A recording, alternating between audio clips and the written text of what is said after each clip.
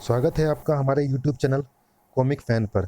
चलिए शुरू करते हैं भेड़िया की कॉमिक्स अवधूत का दूसरा भाग। धमा, ग्रोक, हा हा हा, पूछ, स्क्रीश, स्पार्क। हाँ, भेड़िया की है। चल नीचे आ। हम हाथ कबीले के लोग हैं।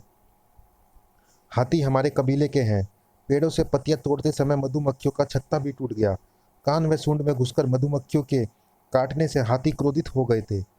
तुमने हमारे हाथी मार डाले। हरजाने के तौर पर ये सुंदरियां हमारे यहाँ गुलामी करेंगी। बां, ओफ, कमाने खिंच गई। तुम सब मरोगे। तीर छूट निकले। सन सन सनाक सनाक। सारे जख्म बुल्ला ने खाए। खच खच साए साए सन। बुल्ला मौत की तरफ फुफकारा। धड़ बां धड़ धड़। घाटी में अवधूत दहाड़ा। मेरा कबीला संकट में है। तूने पूंछ से बांधकर मुझे घाटी में क्यों खींच लिया? इसके मस्तक पर आंख है। मेरा नाम भेड़िया है। तूने निर्दोष जीवों की हत्याएं की हैं। धड़। और ये क्षेत्र मेरे सुरक्षा के दायरे में आता है। धड़। मैंने जंगल की सुरक्षा का दायित्व संभाला है। जंगल में रहना है तो जंगल के नियमों का पालन करना होगा। मैं केवल उन नियमों का पालन करता हूँ जो मेरे कबीले को सुरक्षित करते हों। और फिलहाल तू उसकी सुरक्षा के आड़े आ रहा है। अब मैं पहले तेरी बाधा को ही दूर करूंगा। कर। बाधाएं दूर करना भेड़िया का काम है। धाड़। मुकाबला बराबरी का लग रहा था। अवधूत डमरू बजा रहा था। दुरड़ दुरड़। बुल्ला कैसे आता? हमलावर जंगलियों को तो खदेड़ दिया इसने, मगर यह घायल है। इसके शरीर से तीर बाहर निकालो, जल्दी करो। यह हमारा रक्षक है, बचाओ इसको।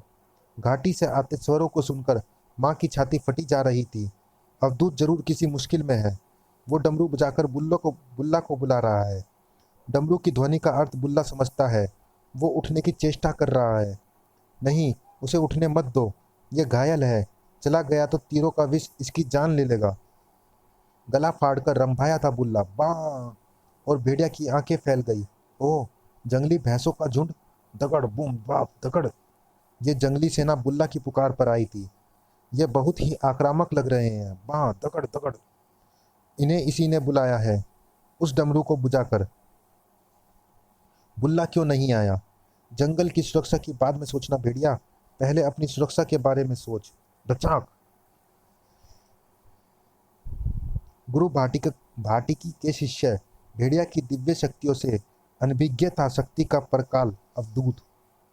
चले आओ मेरी भेड़िया फौज के सिपाहियों। टूट पड़ो इन पर। ताकत का झूठा नशा चढ़ा है इस पर, उतार दो। बाँ वुफ ग्र ग्र वुफ। अवधूत का त्रिशूल बाहर आ गया। ग्र वुफ स्क्रीश।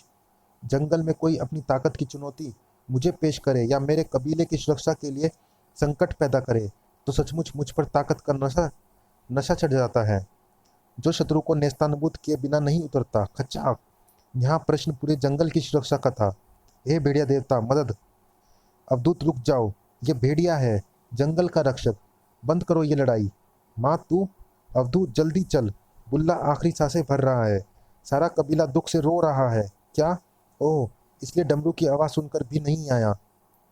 लड़ाई अधूरी रही भेड़िया। फिर कभी हिसाब चुकाएंगे। हमेशा लड़ने मरने की बातें करता है। माँ की जान लेकर छोड़ेगा किसी दिन। कौन था ये अवधूत? शायद इस समय इसके कबीले को इसकी आवश्यकता है। शायद उस कबीले को मेरी मदद की भी आवश्यकता हो। बुल्ला की हालत देखकर जबड़े बिछ गए थे अवधूत के। तुझे कुछ नहीं होगा बुल्ला। अब जो होगा वो हाथू कबीले में होगा। मौत का तांडव। उसे रोको। मैंने उसकी तीसरी आंख को फड़कते देखा है। उसे ना रोकना ही ठीक है। उसकी आंखों में खून तैर रहा था। यह स्थिति खतरनाक है। वो वहां किसी को नहीं छोड़ेगा। ये सब क्या है? ये कटे सिर किनके हैं? किस जल्लाद ने मारा है इन्हें और क्यों? इन्हें अवधूत ने मारा है, मगर वो सबके लिए जल्लाद नहीं है। वो कबीले के सुरक्षा के लिए खतरा बने लोगों के लिए जल्लाद है। यहाँ जो उसे ताकत की चुनौती देते हैं उनके लिए जल्लाद है। जैसे तुम जंगल के नियम भंग करने वालों के लिए जल्लाद हो भेड़िया। वो शिव का अवतार है। वो त्रिनेत्रधारी है। अन्याय को बर्दाश्त नहीं करता। हाथुक कबीले के युवाओं ने शक्ति के मद में चूर होकर हमारी लड़कियों को उठाकर ले जाने की चेष्टा की। इस बात से अवधूत क्रोधित है और वो उन्हें सजा देने गया है।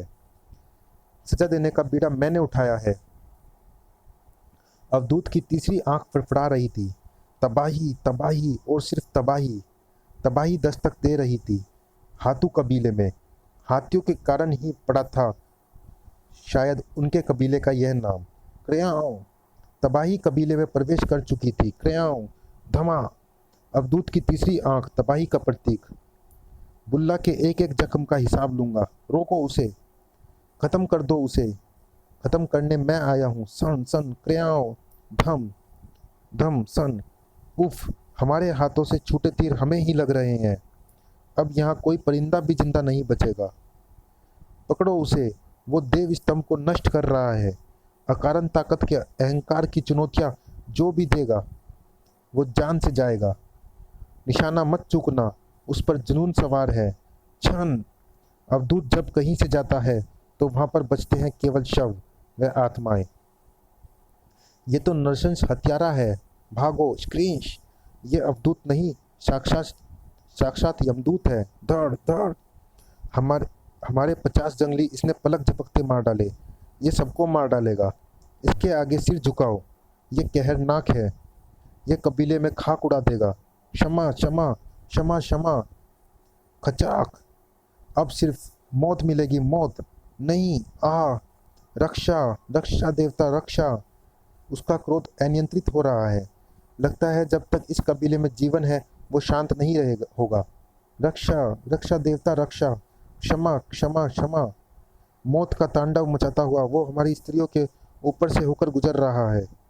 रुक जाओ अवधूत, पाँव पर जोर मत देना, ताकत मत लगाना।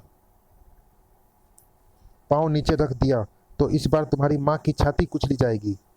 कोई कितना भी शक्तिशाली हो जाए, माँ की ममता की शक्ति से नहीं जीत सकता। माँ, कुचल डाल। रुक क्यों गया? कुचल डाल माँ की छाती को भी, ताकि तुझे जन्म देने वाली तेरी माँ तुझे एक नृशंस हत्यारा बनते ना देख सके। माँ, ये तूने क्या किया? मुझे जन्म जन्म के पाप का भागी बना दिया। एक नृशंस हत्यारे को जन्म देकर पाप की भागी तो मैं बन गई हूँ। नहीं नहीं माँ, तू चली जा यहाँ से। देखा, अभी भी मेरी तीसरी आंख फड़क रही है। ये मेरी छठी इंद्री है माँ। ये मेरे लिए ईश्वर का आदेश है माँ, कि मैं क्रूर, दुष्टों और पापियों का सर्वनाश कर दूं। मैं रुक नहीं सकता माँ, मैं रुक नहीं सकता। तू हट जा सामने से। जंगल में यदि कुछ पेड़ बबूल के हैं तो पूरे जंगल के पेड़ों को नहीं काटा जा सकता अवधूत। दुष्टों, पापियों को तो सजा मैं भी देता हूँ, मगर उनका समूल नाश नहीं करता। तुम्हें खुद को नियंत्रित करना होगा, अन्यथा तुम्हारा वध मेरे हाथों होगा। उफ भेड़िया, मैं तुम्हारी एहसानमंद हूँ। मेरी माँ को उफ भेड़िया, मैं तुम्हारा एहसानमंद हूँ। मेरी माँ को बचाया है तुमने। लेकिन मैं ये सब अपनी इच्छा से नहीं करता। मुझ पर एक जुनून छा जाता है। उस समय मेरे हाथ सिर्फ काटने को मचल उठते हैं। आंखें केवल बहता हुआ रक्त देखना चाहती हैं। मैं अपने वश में नहीं रहता। मैं अपने वश में नहीं हूँ। मुझे काटना होगा, रक्त बहाना होगा।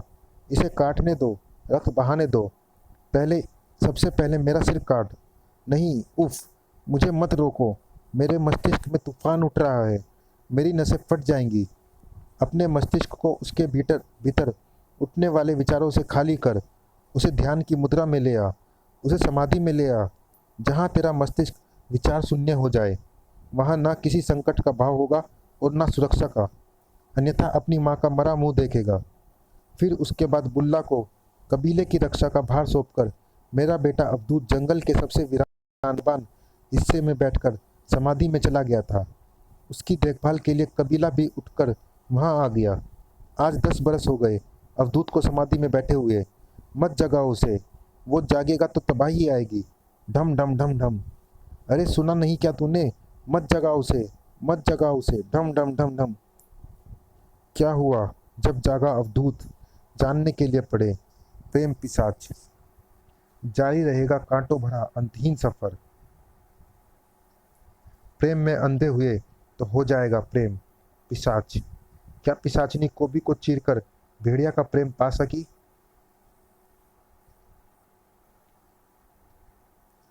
चलिए दोस्तों, इस भाग में इतना ही। मिलते हैं किसी अन्य कॉमिक्स में। तब तक के लिए धन्यवाद।